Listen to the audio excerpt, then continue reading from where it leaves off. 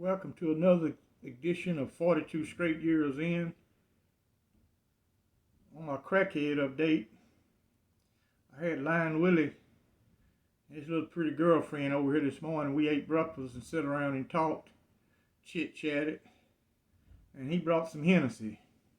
He said this Hennessy was manufactured on Mars.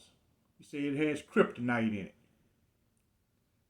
So he told me, say, if you drink some of this Hennessy, all your medical problems will go away.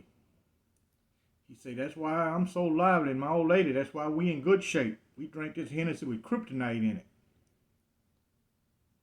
So I tried some of his Hennessy. So far, so good. That's my crackhead update. Y'all know what it is. Get your shanks out and let's get ready to ride. Yeah, y'all follow me over on Patreon. The link will be in the description. I'm gonna have to order a Wi-Fi booster from Amazon because I can't get my upload speed right. It uploads too slow.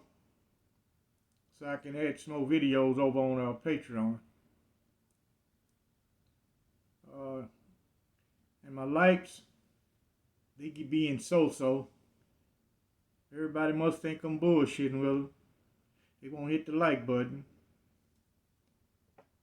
So I've been sharpening the big bar up. You see it's sharp, it's ready. Get out the bullshit, hit the like button. I had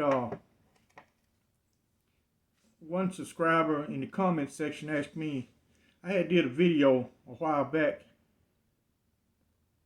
on this guy that was an inmate guard at the Ramsey unit, and his family was attacked on the outside.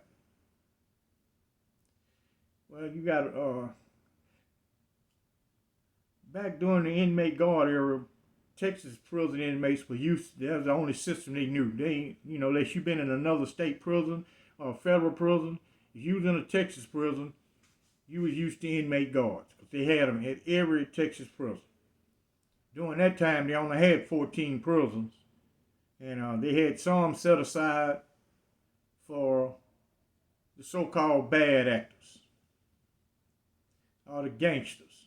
Now, those are going to be hardcore prisons. They're going to have hardcore inmate guards there. And it had a lot to do, the violence level had a lot to do with who the prison warden was. Different wardens had different policies. And I've spoken on this guy on numerous times. The warden at the Ramsey unit during this time was Wildcat, J.V. Anderson. And really, he didn't have the final say-so on who was selected to the inmate guard position. Bear had that say-so. You basically had to go through Bear to get that position. Now, this guy was a turnkey. Those were the guys who worked out in the hallways, controlled all the doors, the riot barricades in the hallway, the cell block doors, the doors to the dormitory, any door that has a key in it was controlled by an inmate. And he was called a turnkey. If you entering or exiting that door, you had to be let out by a turnkey. I use the term interchangeable, inmate guard, turnkey, building tender. Sometimes when I say inmate guard, well, basically all of them are inmate guards, no matter what his title was. And some of those guys took that inmate guard position to another level. You had some, they would only do what they had to do. Now, you had to do a certain thing in order to keep that job. Now, you couldn't just be buddy-buddy with all the inmates. That wasn't going to fly. But a lot of guys, they would not bother you unless you put them in front of the gun. And certain rules they had, and they were engraved in stone. If you violated one of them rules, in other words, you was telling the inmate guard, hey, I don't even care nothing about you. I'm going to do what I want to do. And this guy is going to show you you're not going to do what you want to do. You're going to follow these rules. And they started all with violence. No talking and threats. They ain't do none of that. It was all violence. And had this turnkey, man, he'd take it to another level. Man, you ain't really had to do anything to get this guy to jump you out in that hallway. Every time we enter the hallway, going somewhere, going to chow. Well, this is how they went to chow back during that time at Ramsey. At other prisons, it was ran different. When they called chow off your cell block, 2 inmate guards from your cell block go in the chow hall. And 2 from another cell block who was in there previously, they be standing around the walls inside the chow hall. They would go back or go wherever they want to go. But it's 2 from each living area would go to the chow hall. And they will actually be in there with you while you eat. Now, this guy here, as soon as you hit the hallway, he go to hollering. Get off the head running.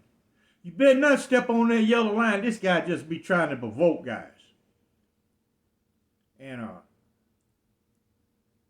if you even touch that yellow line, he might not would bother you going to chow. But when you come back, he'll have an ambush set up for you. And it's impossible to walk down that hallway without going past the turnkey. Impossible to do. They standing everywhere. At all the riot barricades, it's the turnkey standing there, some walking. And sometimes it's Burr sitting at the desk. He's sitting right there looking at everything going on in the hallway. And this guy would just walk up and assault guys. If you got disciplinary, you had to turn around and face the wall.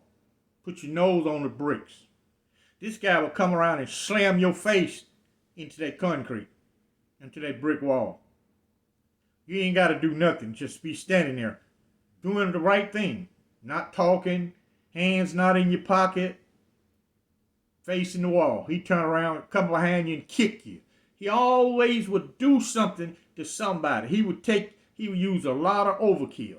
It wasn't that guys looked down on the turnkeys. Majority of the time, everybody in Texas prison knows certain things you did, you was going to get assaulted for. Everybody knew that. So if you start fighting in the hallway, you're going to get beat up. You start a fight in that chow hall, you're going to get beat up. You fight in the schoolhouse, you're going to get beat up. You fight in church, you're going to get beat up. Fight on the living quarters all you want. You fight anytime you want. Nothing's going to happen to you. Well, anyway, some people have talked about shelling peanuts. You shelling peanuts at night. If this guy working the night shift, man, this guy will just come over there and kick the whole bucket of peanuts. You done did all that work, man. He just come over there and just kick it out of your hand. Peanuts all over the hallway. You got to pick all these peanuts. Then while you picking up, he might slap you. Oh, man, this guy here will take it to another level, man. And one day, we were just sitting around talking, and he was from Dallas. So a guy made a statement. You know, this was happening quite regular. On the cool, it helped us out. It's bad that it had to go down like that, but these guys were destroying their fellow inmates. Just because they don't want to work out in the fields in that hot sun, they do whatever it takes to stay in the warden's good grace where they can be an inmate guard. And guy was sitting there talking. I'm not going to call his name. But he said, hey man, I'm getting ready to go home. He said, I know where that fool live at in West Dallas. He said, I know where he live. He said, I'm going to pay his mama a visit. And I'm going to see. He said, he done made me suffer in here. He done jumped this guy a couple times. You know, some turnkeys was pretty smart. Some of the inmate guards was. They would try to find out where you was from. If you were from Dallas, they let the Houston inmate guards assault you. That way, Dallas inmate guards can say, they ain't had nothing to do with that. So they won't get retaliated on from the outside. But this fool didn't care. He thought he was invincible. So this guy went home. And we got the newspaper back then. And looked in the newspaper. The chaplain called him down and told him that his mother was beat to death and the house set on fire. Man, this guy, we'd walk down the hallway and look at him. He got a whole different persona now. You can tell this is bothering him. He done stop all that hollering and screaming he normally be doing about that yellow line and get off the head running. He ain't saying nothing now. He just standing around looking pitiful. So one day we had a talent show. And Wildcat got up on the microphone. He said, "It's a guy here. Somebody went to the outside and killed his mother. He said, I got a reward for whoever gives me information on who the inmate was that hurt this guy's family. He said, I'll take a year off your sentence. I guarantee you'll make parole. I'll send you to any prison you want to go to. Give you any job assignment you want. Give you any cell partner you want. Just give me the information." And he never got that information. It's bad when you that sorry and people, it's a few people know what happened. But they looking at, man, you done messed over too many people, man. What happened to your family is wrong. But what you were doing was wrong. You taking it to the extreme. Later on, man, he lost it. He got put on psychotropic drugs and he committed sideways. You know, I used to look back, you know, I looked at the baddest man at the whole Ramsey unit, Johnny Armstrong. He wasn't no inmate guard. Could have any prison job he wanted. Wildcat liked this guy because he can fight so good. And one day I was in Wildcat, when I worked in his office, he was talking to me and he was telling me about Johnny Armstrong. He said, this man here could run this prison if he wanted to. He says nothing that I won't do for this guy. I'd see Wildcat take him to commissary. And this guy have all type of big bags of commissary walking back with. And Wildcat pay for it with cash money. Because he'd fight, go from prison to prison boxing, and he'd be betting money on this guy. But he make his living off of the warden. That's who bought him his commissary. And he told me, he said, man, I'd do anything to help this guy. He said, he go out in the fields, he do his work. He don't bother nobody unless you bother him. He said, and a lot of more inmates, he said, they ain't got no backbone. He said, look at how many of them want to be a building tunnel or turnkey. Now this is the senior warden saying that. I was just thinking, I said, man, I got this job. I knew I wasn't going to have it long. I just wanted it. Man, I was getting behind on my college and I needed a break.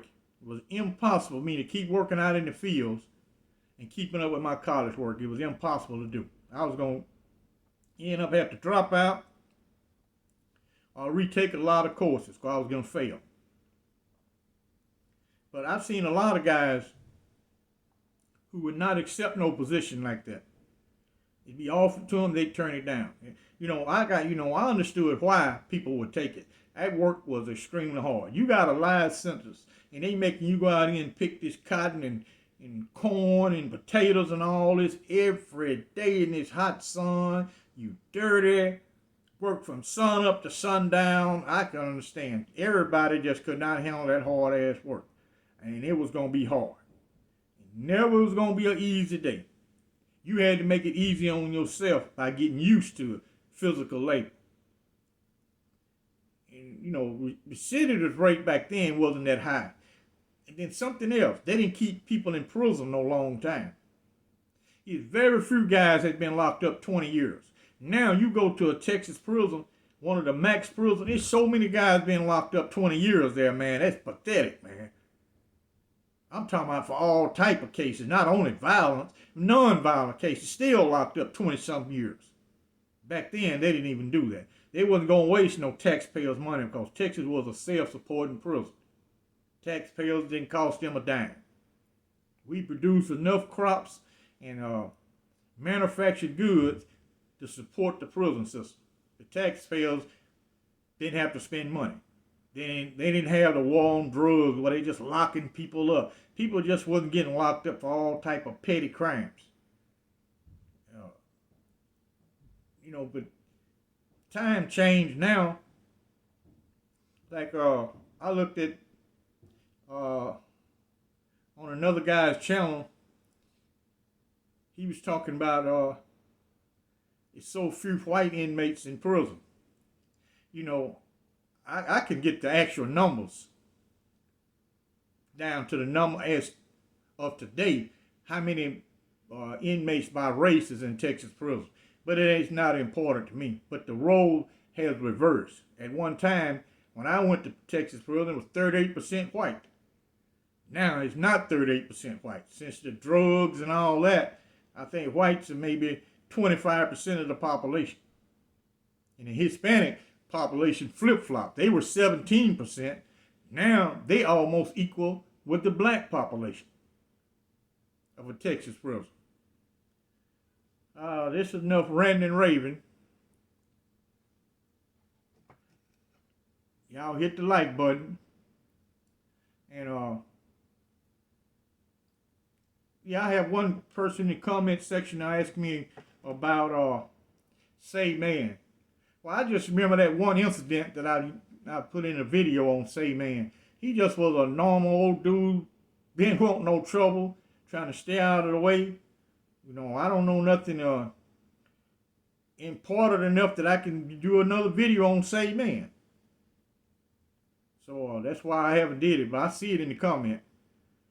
Y'all like and subscribe, and I thank you for watching.